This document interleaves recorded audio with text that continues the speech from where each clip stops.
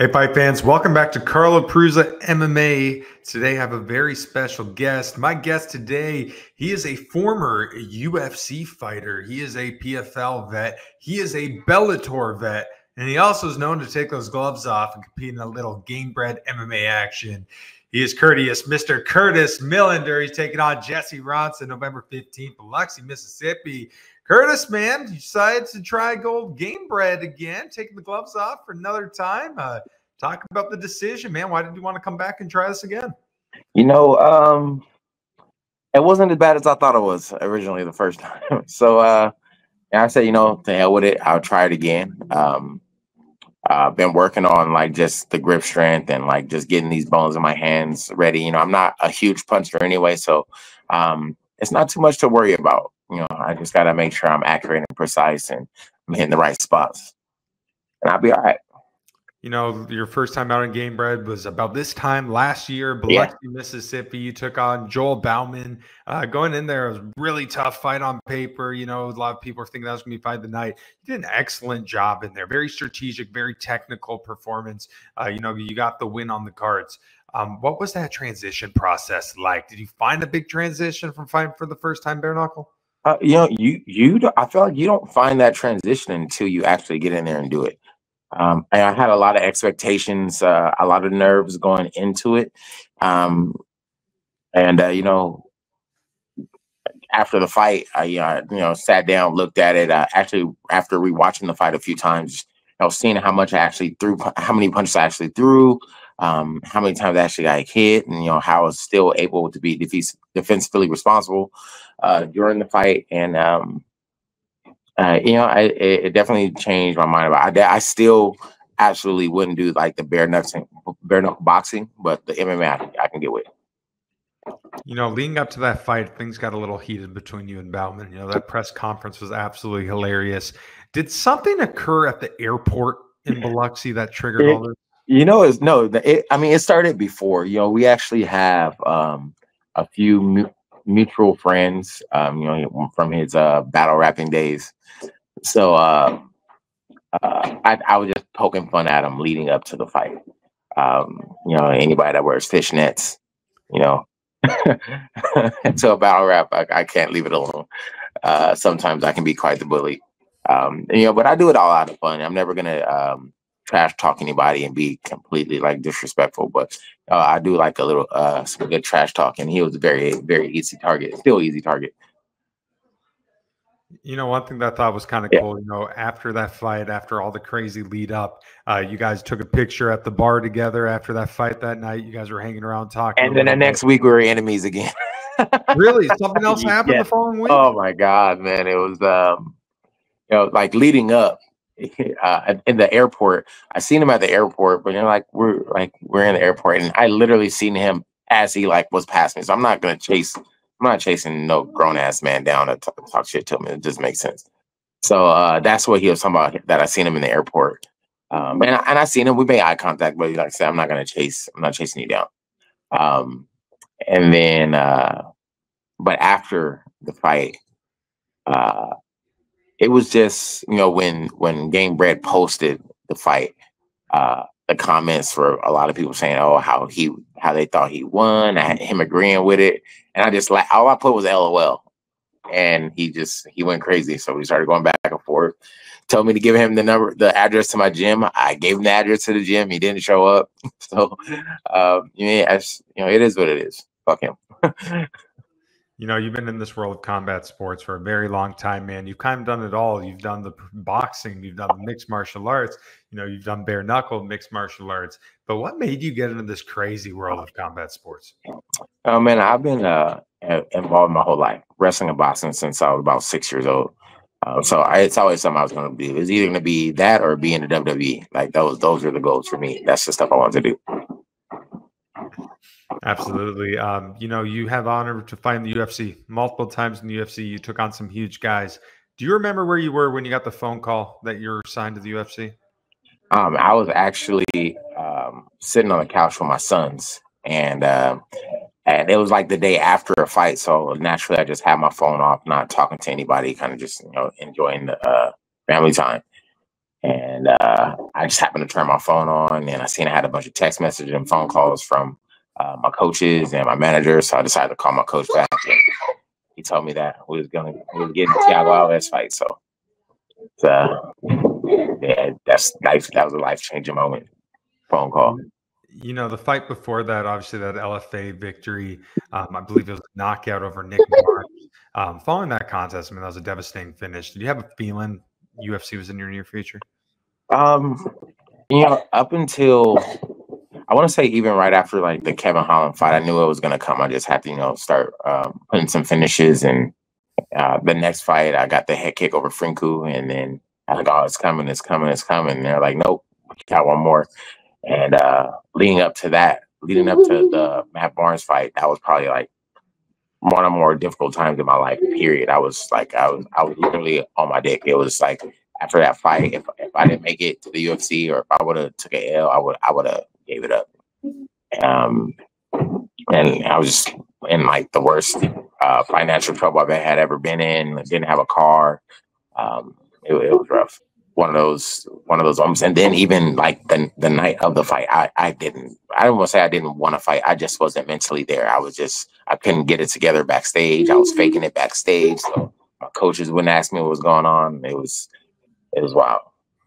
So many people watch mixed martial arts in this day and age. You know, they see the McGregors, they see the Joneses, the Habibs, and they're like, what a great life it is to be a mixed martial artist. Little do they know, battling it out in the regional scene is probably one of the toughest thing anybody can do. You're not making millions of dollars. A lot of guys have kids, they have wives, they're working those 9-to-5 jobs just to fund this. You have to pay for training.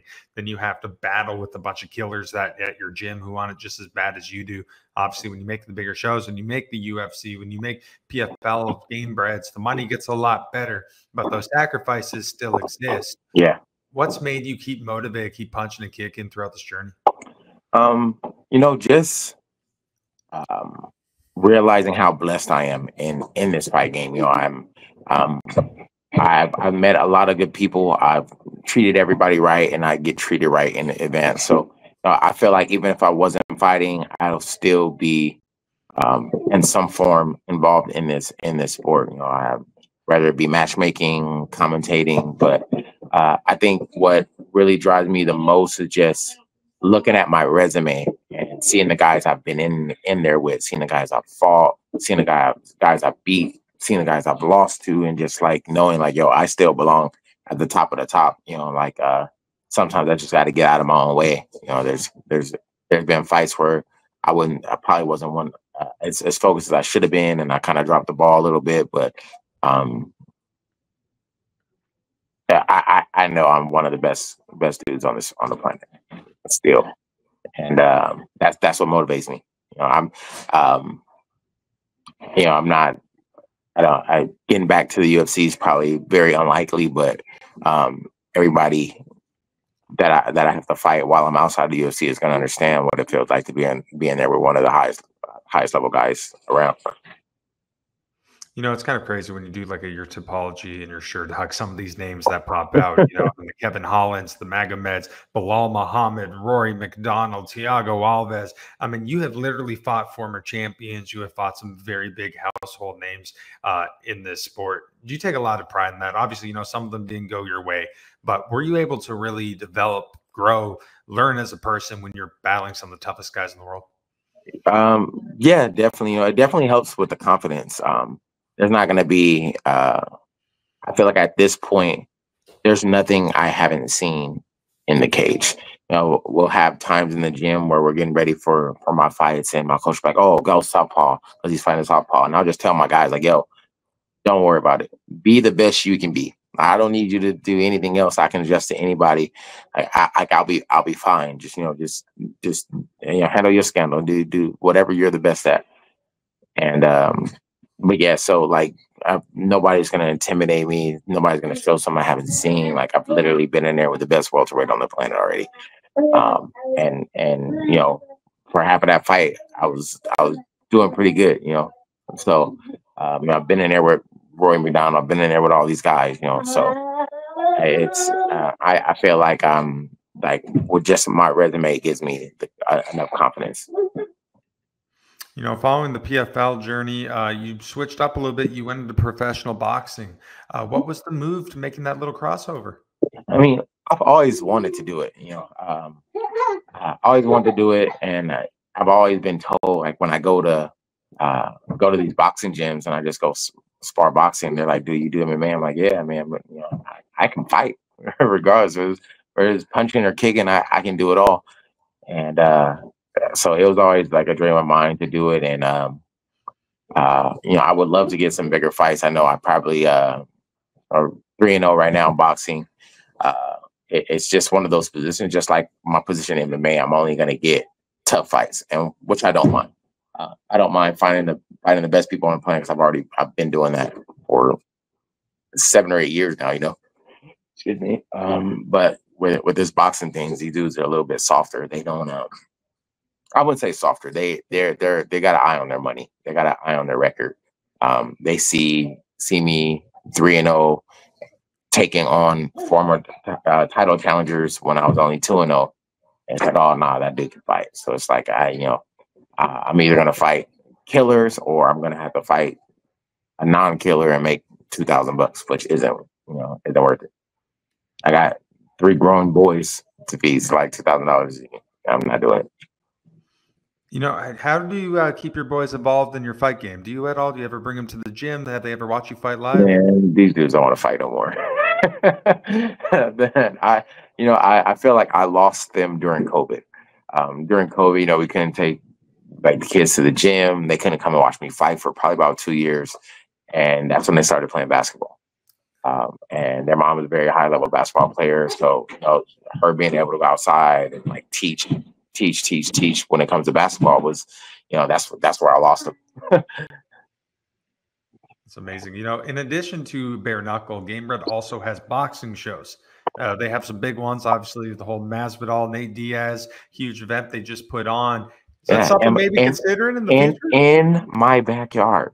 Like literally, I begged to be on that card. The only major venue I haven't fought yet in Southern California is the Honda Center. And it's definitely my favorite venue. I've been to WrestleMania there. I've been to the Royal Rumble. I've been to countless like events there, and I'm always like, it was like, that's like, oh my god, like I begged to be on that card, and I couldn't get in. You mentioned wrestling a couple times already. You are in a way a character. You're very authentic. You're very yourself. You're a guy, you like talking. If it goes there, you have no problem doing that trash talk. What character from WWE would you consider yourself to? If you had to do a comparison, is there any that stick out? I would say Randy Orton, man. Very, very, very precise. When it's time to get mean, I get evil. I like to play on that line. Or is it dirty, or is it legal? Like I like that. I like that line. That there's a few things in my skill set where it's like, oh man, that's a little dirty to do, but I'm out here to win. I want you to be able to go home to your family, but like ultimately I want to win. That's the goal. So last year you made the decision to take the gloves off to try this whole bare-knuckle MMA phenomenon. Overall, at first, were you hesitant with the idea? How did you get there? I was hesitant at first. I was hesitant until I threw the first punch. Like literally, I remember wrapping my hands, and I'm like, my knuckles are out. And I've always had hand issues. I've broken both hands. Like my hands are always achy. So like I remember my coach wrapping my hands, and I'm looking up at him like, and I'm looking at his face. He like, man, we can leave right now. We just get our shit and go straight to the airport. I'm like, fuck it, we already, let's get it in. Fuck it, And Balor's face is pretty soft too. So damn, there I go again. You're taking on Jesse Ronson, another former UFC guy, guy who had a really good first contest in his debut. Overall, what do you think of Jesse as an opponent? I like him. I love his striking. I would say now that I'm studying his fights, definitely a fan. I do like his skill set.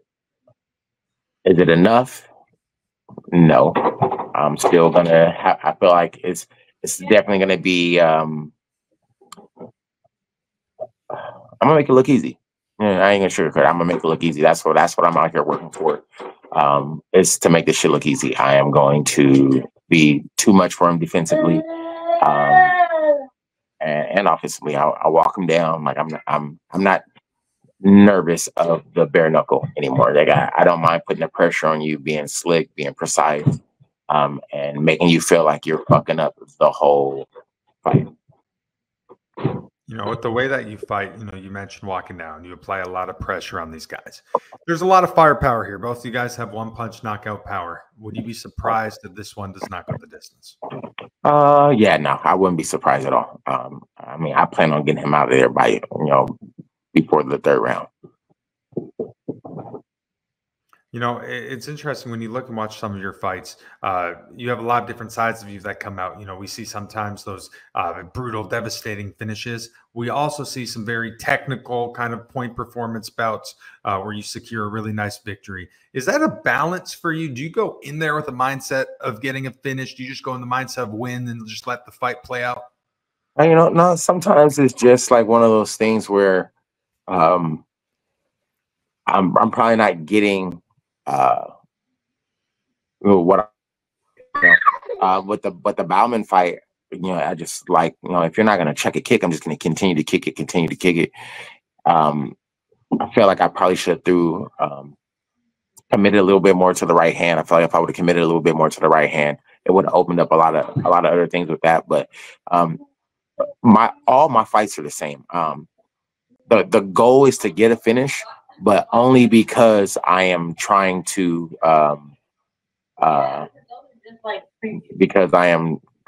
get the I'm setting it up.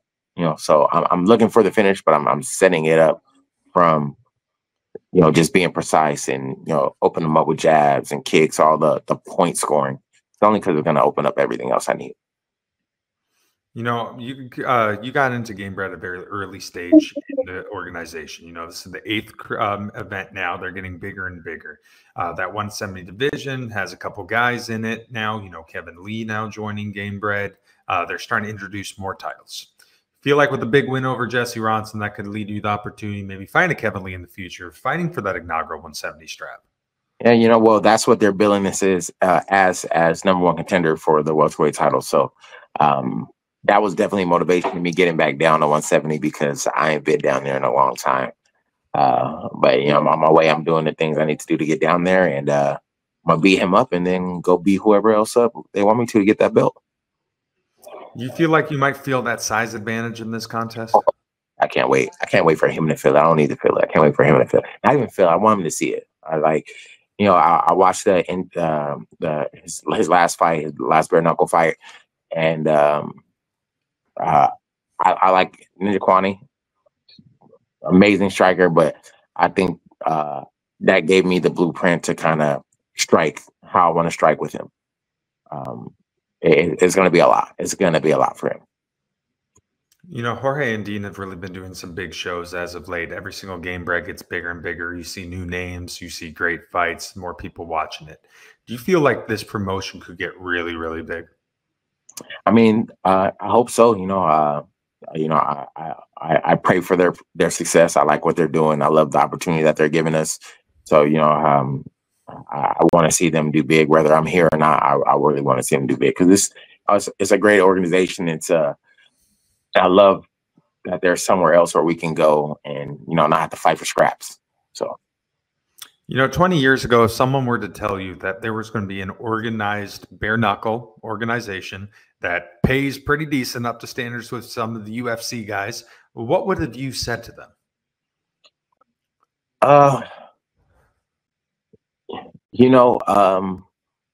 20 years ago, I would have probably been like bullshit. But if we would have fast forwarded that to 13 years ago when I started, and when I got my first check for the fight, the night of my fight, I was like, yo, this shit sucks. This sucks. And at this time I'm thinking all my kids are gonna eventually going to fight. For me, I just want it to change. Like, I want kids when in 10 years, like my younger teammates right now, like, yo, I want you guys to not have to go fight for $1,000. In California, it's $800 for your medicals. Your first fight, you pretty much paid to fight. It's rough. So, that would be it for me. Just like hopefully, like it's changed. It hasn't changed as much, but I just would like to see more opportunities for these guys to, to get a real chance. It's crazy to think that mixed martial arts has really only been accepted in American culture for what, 20, 25 years? Yeah. It hasn't even been that long. And in that time, we have seen it grow leaps and bounds. I mean, the evolution is amazing. 50 years from now, where would you put MMA if you could envision it, if you put on your future telling hat? Is this as big as any other major sport? I mean, with the right people behind it, and I feel like it's going to have to get a lot less selfish. But I feel like it can be big. It can be boxing big. It can be NBA, NFL big. Probably not as big, but it can be. We're on TV every week. There's fights every weekend. You can watch fights every day. You can find a live fight 3 to 4 times a week. But it's gonna take a little bit of togetherness for everybody to kind of come together and get this right. I think Conor McGregor did so much for sport of mixed martial arts. And I think another thing that he did was really introduce the entertainment aspect, the need for personality. So obviously, if you're watching some of the bigger organizations, guys get title shots maybe quicker than others. If they're popular, if they have that personality, if they can talk well on the mic. How do you balance that? Do you think it's necessary to show that personality off a little bit when you do this? I mean, it's definitely necessary, but you don't have to act out of character. Don't be fake about it. You can always see when somebody's faking it. You can always see when somebody's faking it, and it's not cool. That's why I would say like a lot of these guys, they don't stick around as far as like being like hot something. And like Aljamain Sterling, I love that dude, great fighter, but it's like it's something about when he's kind of like trash talking people that it's not like too believable. But he gets his hands on you, he mauls you. It's great, but it's just like those are still the guys like, yo, like people like don't want to see him or don't boo him or he doesn't get the numbers. But yo, fucking dude's amazing. So like Mighty Mouse. That's what they did that to Mighty Mouse too. Like, dude's good. Like, just off if we're here to watch fighting, if we're here to watch fighting and we want to see the best fighting, damn the personality. How come we're not watching Mighty Mouse, who's the best guy on the planet? Does flying suplex to arm bars. That's crazy. That should sell out the pay-per-view right there.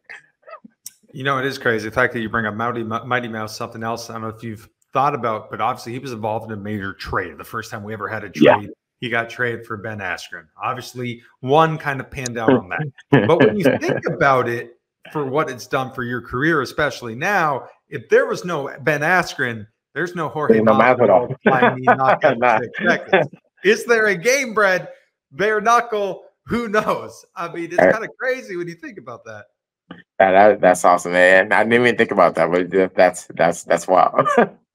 Obviously, a guy, Jorge Masvidal, a guy who it's amazing when you look at his story, you look at his life. He was a guy who's kind of like a middle tier guy, man. He put in the work, he did what he had to do, and he turned out to be one of the most popular guys we have ever seen. What is it like to be able to fight for a guy like that and call him your boss? It's cool, the last show when I seen him and I got to talk to him, he was a fan. He was a fan. He told me that he liked my work and liked my style. So like that's cool to see. I actually even tried to rally for a fight with him when I was in the UFC too. It's funny. I made a fake poster and everything. It was fun. It's great to see guys like that. And that's the thing, he's a fighter's fighter. Like he's been there, he's gone through it, so he knows what we go through, so he knows what we need. And that's what we need in this game. Once all the suits are out and the ex-fighters are coming in, that's when things are going to start to change. on both sides, behind the scenes, as far as the promotions, as far as the judging and reffing. Here in California, we're quite blessed for the most part. We have a Chris Lieben and Frank Trigg damn near every show. And there's a lot of guys that are, have fought or going through the grind of like learning how to be judges and referees and things like that too. So, we got to get these bigger names, the guys with the money that, start being executives and, get up there. So you actually made a fake poster of you and Jorge? Like, did you Photoshop like a stare off or something? Yeah, like like the old UFC, like UFC 200 like posters, like one of those. Yes. One of my coaches actually made it. That's amazing. You might have to show him that in the lesson. Right. But all right, Curtis, last question for you, my friend. In a perfect world, what is the outcome when you take on Jesse Ronson November 15th in Biloxi, Mississippi? Man, just putting them down. Second round, whether it's a head kick, straight right, just as long as we're both can go home to my families and I'm the winner and my hands don't hurt. And then I can go and get that belt as soon as possible. Absolutely, man. Well, hey, I look forward to seeing you in Biloxi. I look forward to seeing you fight again, my friend. Thank you so much for doing this. I wish you nothing but the best. No problem, sir. Absolutely. Well, that's it for us tonight. That is Curtis Millender. I'm Carlo Peruzza. Stick around, fight fans.